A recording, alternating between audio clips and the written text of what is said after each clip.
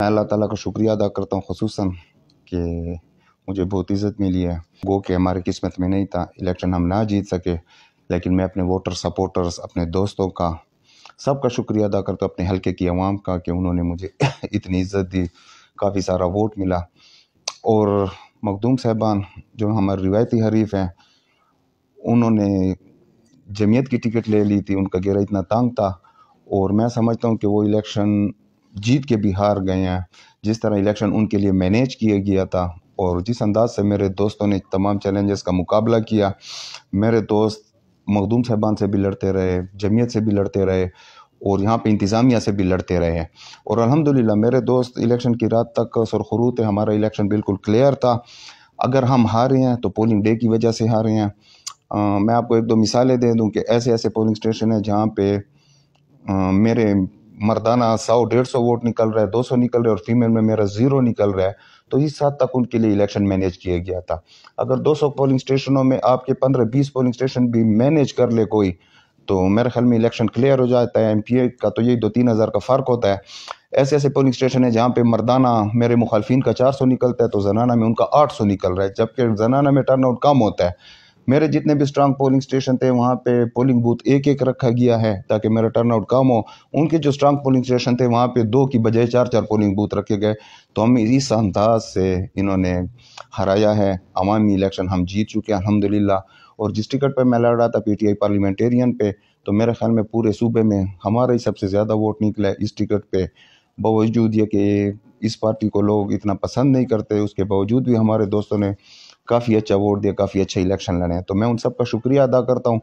मेरी इलेक्शन के बाद कुछ तबीयत ठीक नहीं थी, इंशाअल्लाह ताला जैसी मेरी तबीयत ठीक होती है कुछ दिनों तक, तो मैं जाऊंगा अपने हल्के के लोगों के पास, अपने तमाम दोस्तों का शुक्रिया भी अदा करूंगा और इंशाअल्लाह ताला एक सियासी सफ़र, जो खिदमत का एक सफ़र है, वो एक नए सिरे से हम शुरुआत करेंगे और इंशाअल्लाह ताला इक़्तिदार हो या ना हो, जो खिदमत हमसे हो सकेगी वो हम करेंगे।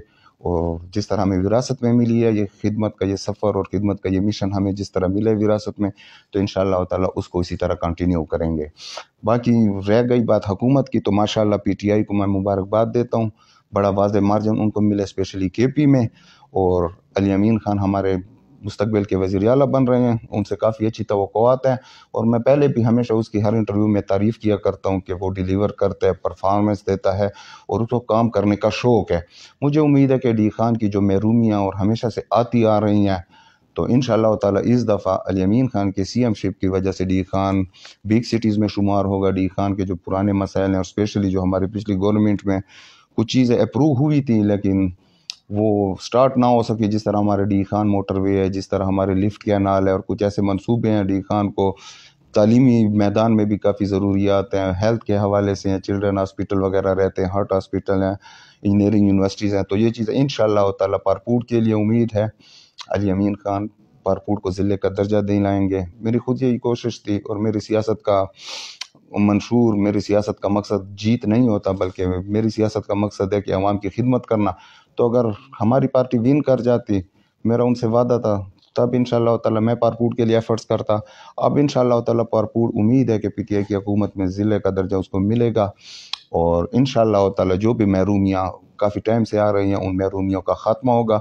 बाकी सुनने में ये भी आ रहा है कि पीपल पार्टी को गवर्नरशिप मिल रही है, तो ये भी डी खान के लिए एक एजाज़ की बात है इस दफ़ा।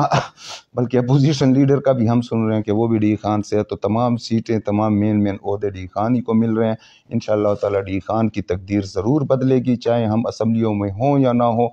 असल मकसद है कि डी खान तरक्की करे, डी खान की आवाम, और यहाँ पे गुर्बत के मसाइल हैं, बदमनी के मसाइल हैं, यहाँ पे ज़मींदारों के मसाइल हैं, अल्लाह करे कि ये तमाम मसाइल हल हो जाएँ। मैं एक दफ़ा फिर अपने हल्के के अवाम का शुक्रिया अदा करता हूँ और उन लोगों से मेरा एक गिला है जिन लोगों की ड्यूटियाँ लगी और उन्होंने दियानतदारी से ये ड्यूटियाँ अंजाम नहीं दी। अल्लाह ताला की बारगाह में भी उन्होंने जाना है और मेरा उनसे सवाल है कि आप लोगों ने क्यों इतनी ज़्यादतियाँ की हैं, हक़ का साथ नहीं दिया, आप लोगों ने हारे हुए लोगों को जितवाया है और जीते हुए लोगों को हिराया है। तो एक दिन आपने अल्लाह ताला की बारगाह में भी जाना है, आपने अपने इस फेल का जवाब वहाँ पे देना है। हमारी हार जीत कोई मायना नहीं रखती, लेकिन असल चीज़ जो अवामी मैंडेट था वो नहीं मिला और अवाम का फ़ैसला कुछ और था, असम्बलियों में कुछ और लोग पहुँच गए। ये हमारी बदकिस्मती भी है और आपका जुल्म भी है। تو اس ظلم کا حساب ایک نہ ایک دن انشاءاللہ تعالی ہو جائے گا۔ اچھا سر، جیسے کہ وزیر اعلیٰ شیخ علی بن خان کو نامزد کیا گیا تو این اے کی سیٹ انہوں نے خالی کرنی ہے، تو اس حوالے سے آپ کا کیا مطلب نیکسٹ لائے عمل ہوگا؟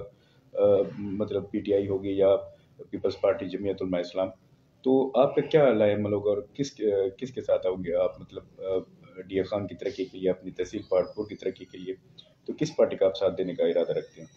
میرا تو تمام پارٹیوں کو یہ مشورہ ہوگا کہ مینڈیٹ کا احترام کرنا چاہیے، اور عوامی مینڈیٹ پی ٹی آئی کو ملے تو کوئی ان کے خلاف داخلہ بھی نہ کرے، اور اگر کرتی ہے جمعیت یا کوئی اور پارٹی داخلہ کرتی ہیں تو میرے مخالفین ویسے بھی جمعیت میں ہیں، اور میں نے جمعیت کو پہلے ہی سے اسٹارٹ ہی سے، بلکہ جب میں نے پریس کانفرنس کی تھی تو میں نے کہا تھا کہ میں کسی پی ڈی ایم کی جماعت کا حصہ نہیں بنوں گا، اور اس کے بعد جب مجھے آفرز ہوئی ٹکٹ وغیرہ کی تو میں نے جواب دے دیا تھا کہ میں یہ ٹکٹ نہیں لے سکتا، اور مجھے پتہ تھا کہ حالات میرے لیے مشکل ہو جائیں گے، لیکن میں نے مشکل حالات کو قبول کیا اور میں نے ٹکٹ کا انکار کیا تھا۔ تو جمعیت کو تو کسی صورت میں ہم سپورٹ کر ہی نہیں سکتے، تو ظاہر ہے پھر پی ٹی آئی کو ہی سپورٹ کریں گے انشاءاللہ تعالی، کیونکہ عوامی مینڈیٹ کا احترام کرنا چاہیے۔